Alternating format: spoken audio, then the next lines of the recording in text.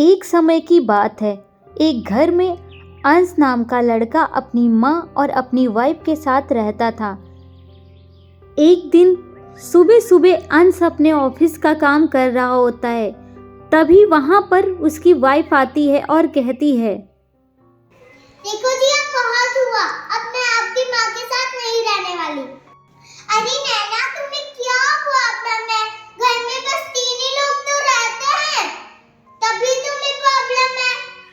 जाओ नैना, मुझे शांति से काम करने दो। यह सुनकर वह वहाँ से चली जाती है, लेकिन मन ही मन में अपनी सास को कोसती रहती है। इनकी माँ तो मेरा सर दर्द बन के बैठी है। थोड़ी देर बाद नैना आराम से बैठकर फोन चला रही होती है। तभी उसकी सास उसे आवाज देती है, लेकिन नैना पे कोई असर नहीं पड़ता। फिर भी उनकी सास दोबारा आवाज देती है, पर नैना सुनकर भी अनसुना कर देती है। बहू, अरे ओ बहू, जरा एक गिलास पानी ले आओ। उनके बार बार आवाज देने पर नैना गुस्से में उठती है और पानी लेकर आती है। ये लो माजी, पी लो पानी। बेचारी सास चुप रह जाती है। ऐसे ही धीरे धीरे समय बीतता जाता है, पर नैना का रवैया अपने सासू माँ के प्रति वैसा का वैसा ही रहता है। न कांच की न कांच की, दुश्मन अनाज की। बेचारी सीधी सादी सास कुछ नहीं कहती। आए दिन सास को लेकर नैना और अंश में तकरार चलती ही रहती। एक दिन अंश अपने ऑफिस का काम खत्म करके घर वापस आता है। तभी नैना कुछ काम कर रही होती है। वह उससे पूछता है, अरे नैना, क्या बना रही हो? जहर बना रही हो अपने लिए। अभी तो प्यार से बात कर लिया करो, हमेशा उल्टा सीधा बोलती रहती हो। आज फैसला कर ही दीजिए, आपकी माँ इस घर में रहेगी या मैं? अरे वो मेरी माँ है, बचपन से पाला है उन्होंने मुझे। मैं उनसे कैसे दूर जा सकता हूँ? प्लीज समझो ना, मुझे कुछ नहीं समझना है। ठीक है, मत समझो, मैं जा रहा हूँ। अंश नैना से तंग आकर अकेले छत पे चला जाता है और वहां बैठकर सोचने लगता है कि ऐसा क्या करूं जिससे नैना समझ जाए। अरे नैना को कैसे समझाऊं? क्या करूं? क्या करूं? आइडिया, नैना की मम्मी को कॉल करता हूँ। अंश अपनी सास के पास कॉल करके उन्हें उनकी बेटी की सारी बातें बताता है। दूसरे दिन नैना अपना काम कर रही होती है। तभी किसी का कॉल आता है।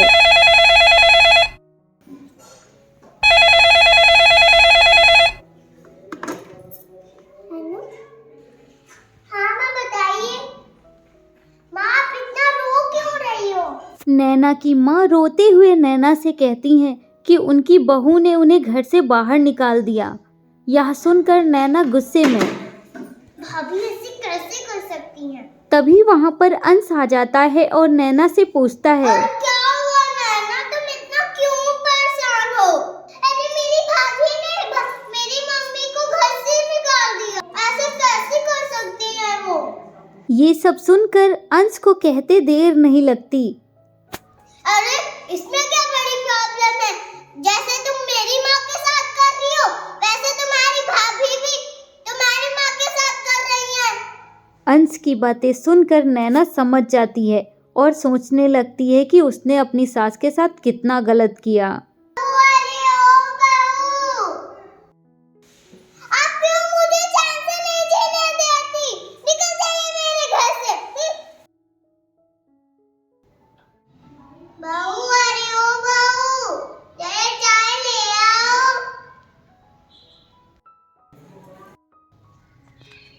लो, पी लो चाय। वह सोचती है कि मैंने अपनी सास के साथ कितना गलत किया, मैंने उन्हें कितना बुरा भला कहा, लेकिन मेरी सास ने मुझे कुछ भी नहीं कहा।